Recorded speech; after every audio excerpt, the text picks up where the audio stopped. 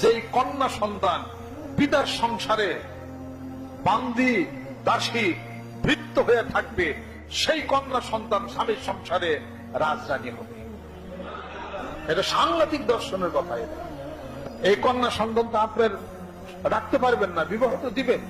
ও যেন কাম পারে না, এটা পারে না, পারে না, ও তো বিয়া দেওয়ার পর তো কান্দাকাটি করবো, হেনে যাইয়া এটা কিছু করতে পারবে, সাহস হারিয়ে ফেলবে।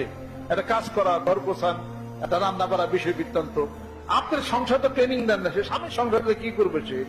এটা হলো পিতা মাতার ভুল থিওরি।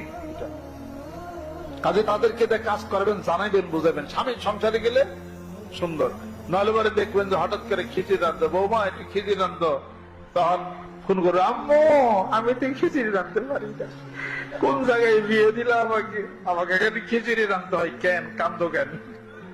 বাপের সংসারে রাঁধলে স্বামীর সংসারে সুবিধা হতো, তাই না? আম্মু আমি তো ডিমও ভাজি ভালো মতো করতে পারি না, ডিম ভাজি করতে পারে খালি মেয়ে, খালি তাকের তলে করি না।